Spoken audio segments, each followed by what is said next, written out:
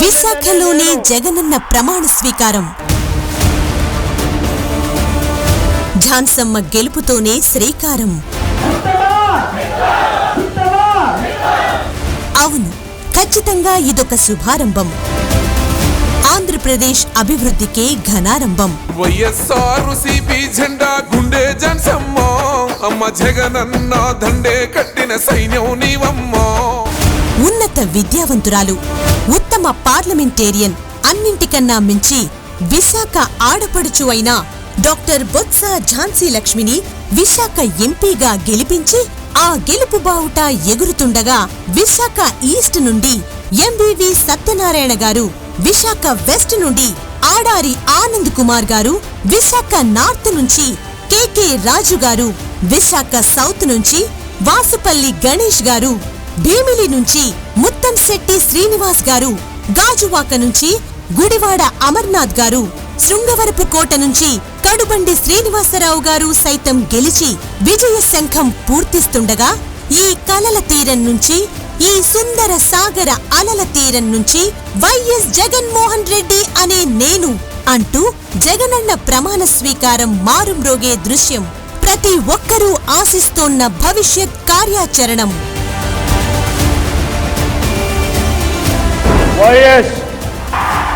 ఇదే ప్రమాణ స్వీకారం మరోసారి రిపీట్ అయితే ఆంధ్రప్రదేశ్ అభివృద్ధి మరింత ముందుకు సాగడం ఖాయం.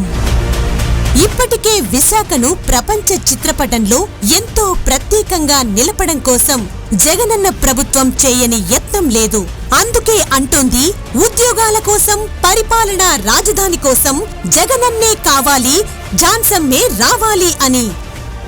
పరిశ్రమలు, పెట్టుబడులు, ఉద్యోగాల కల్పనే లక్ష్యంగా జగనన్న విజన్ విశాఖ కార్యాచరణ అసమానమైనది.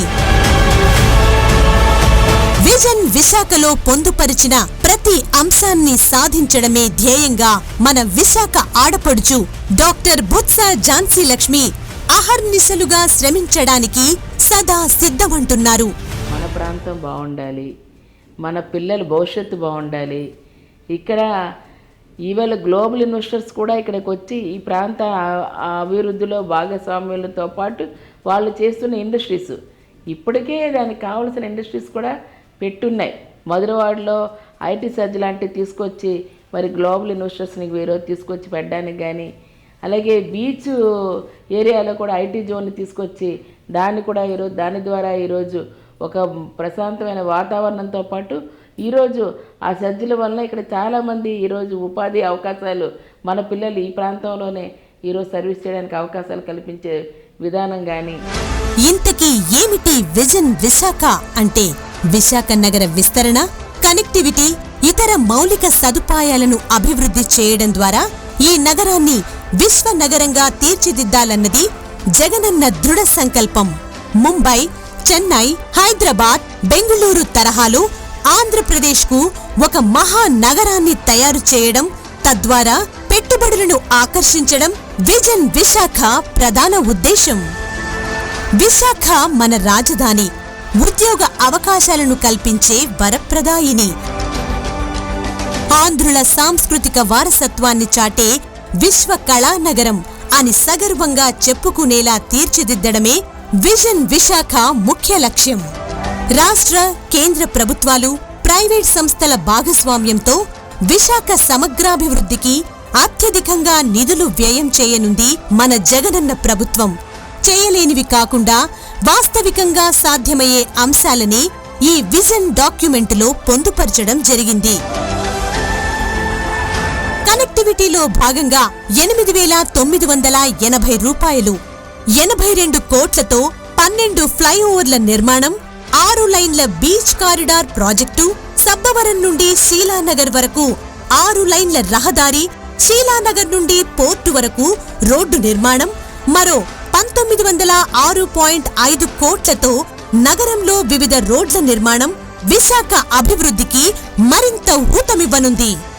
14,309 కోట్లతో విశాఖ మెట్రో రైలు ప్రాజెక్టు, 4,727 కోట్లతో భోగాపురం అంతర్జాతీయ విమానాశ్రయ నిర్మాణం, పారిశ్రామికాభివృద్ధిలో భాగంగా 2633.47 కోట్లతో కనమాం వద్ద ఎంఎస్ఎం ఈ పార్క్ ఏర్పాటు, మరుగునీరు శుద్ధి ప్లాంటు, కోడూరు వద్ద ఎంఎస్ఎం ఈ పార్కు నిర్మాణం వగైరా విశాఖ అభివృద్ధిలో అత్యంత కీలకం.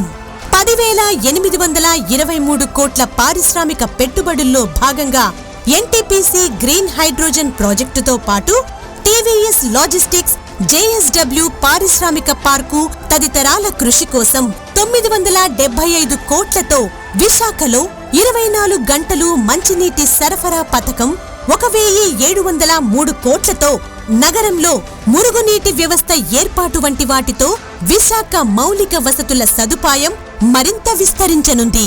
178.22 కోట్లతో ఎకో వైజాగ్ పేరుతో ఫ్లోటింగ్ సోలార్ ప్లాంట్ల నిర్మాణం, వనాల నిర్మాణం, 16 కోట్లతో బీచ్ క్లీనింగ్ కార్యక్రమం, వీటితో పాటు 4,039.20 కోట్లతో జగనన్న కాలనీ నిర్మాణం, 1,250 కోట్లతో మాల్స్, గ్లోబల్ కన్వెన్షన్ సెంటర్ల ఏర్పాటు, ఇలా చెప్పుకుంటూ పోతే విశాఖ విశాల ప్రయోజనాలను దృష్టిలో ఉంచుకుని ఎన్నెన్నో చర్యలు.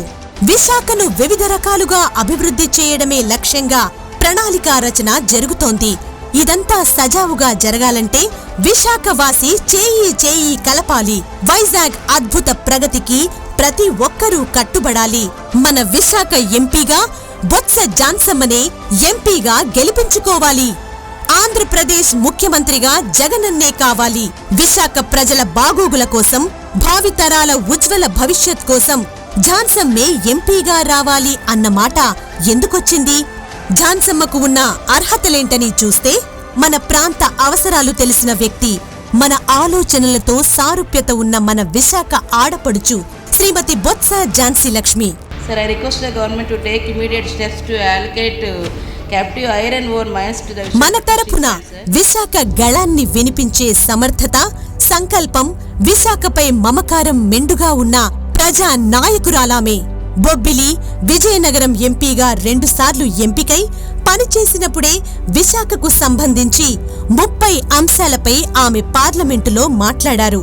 BHPV, Hindustan ship yard, Visakha airport నిర్వహణ, మత్స్యకారులకు గుర్తింపు కార్డులు, విశాఖకు ఐఐఎం, విశాఖ రైల్వే ఆధునీకరణ వంటి ఎన్నో అంశాల్లో విశాఖకు మంచి జరిగే వరకు ఆమె పట్టు విడవకుండా కృషి చేశారు.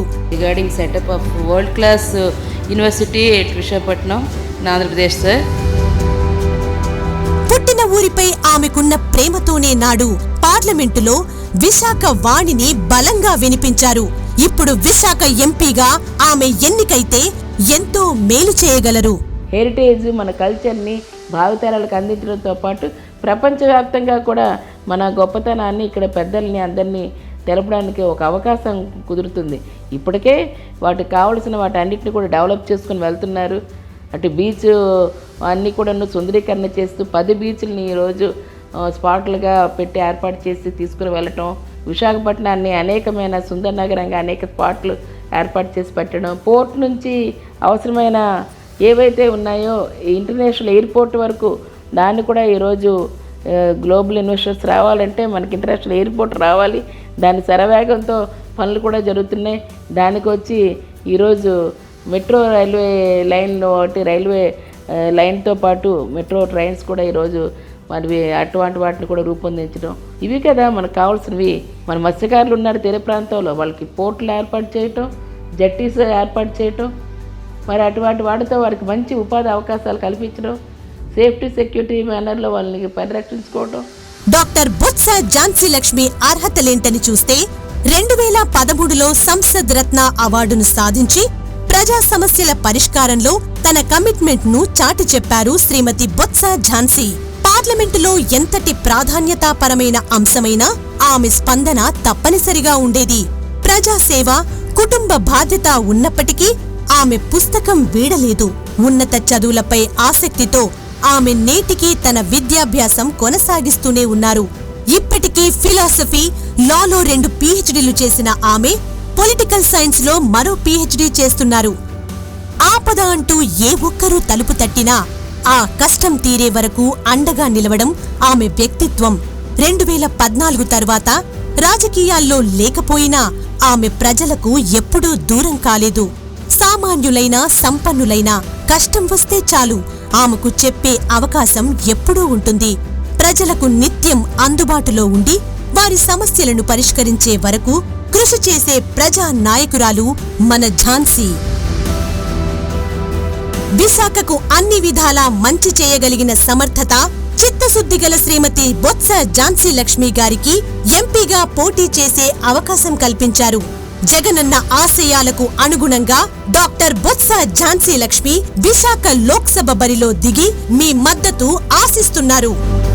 విశాఖ విస్తృతాభివృద్ధే లక్ష్యంగా కృషి చేస్తున్న బొత్స ఝాన్సీకి మీ ఓటు విశాఖ అభివృద్ధికే తోడ్పాటు.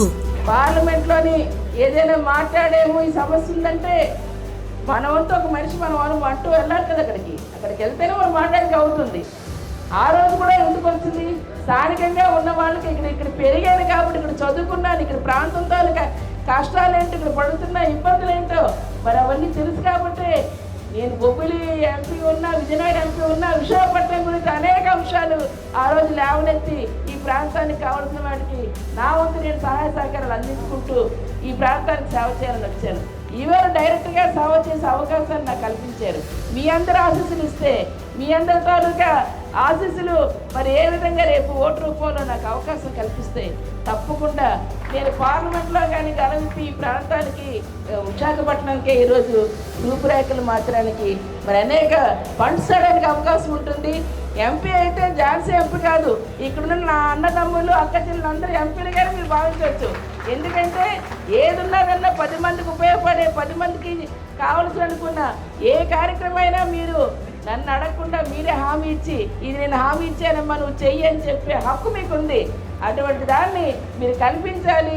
యువత ఉద్యోగ ఉపాధి అవకాశాల కేంద్రంగా, ఐటీ హబ్ గా, పారిశ్రామిక కేంద్రంగా ఉన్న ఈ నగరం సర్వతోముఖాభివృద్ధి సాధించాలంటే విశాఖ ఎంపీ స్థానం అత్యంత కీలకం. జాతీయ స్థాయిలో ఎన్నో అంశాలపై పోరాడి పనులు సాధించాల్సిన బాధ్యత ఎక్కువగా ఉంటుంది. విశాఖపట్నం వైపు దేశమంతా చూసే విధంగా తీర్చిదిద్దాలంటే అందుకు తగిన కార్యసాధకులు కావాలి. అన్నింటికన్నా ముఖ్యంగా విశాఖ అంటే ఏంటి అన్న అవగాహన సైతం కలిగి ఉండాలి. విశాఖ ఆడబిడ్డ డాక్టర్ బొత్స ఝాన్సీ లక్ష్మి కన్నా మించిన విశాఖ శ్రేయోభిలాషి ఎవరుంటారు? సోదరీమణులారా, విశాఖ వాసులారా, ఝాన్సమ్మను ఆశీర్వదించి పార్లమెంటుకు పంపితే మీ బీసీ బిడ్డగా, మీ మనసున్న మహిళా నేతగా, మీ బాగోగులే లక్ష్యంగా పనిచేసే ప్రజా సేవకురాలిగా పాటుపడే అవకాశం మీ చేతుల్లోనే ఉంది. విశాఖ జన యుద్ధమా, తిరుగులేని సైన్యమా, సామాన్యుల ధైర్యమా, సకల జనుల సౌదమా, ఫ్యాను గుర్తు జెండలెత్తిన నిరుపేదల నేస్తమా. మీ ఓటు అనుభవానికి వెయ్యండి. మీ ఓటు నమ్మకానికి వెయ్యండి. మీ ఓటు ఒక మతనానికి వెయ్యండి. మీ ఓటు మీ ఇంటింటి సంక్షేమానికి వెయ్యండి. మీ ఓటు విశాఖ విస్తారమైన అభివృద్ధికి వెయ్యండి. Vote for fan, vote for experience.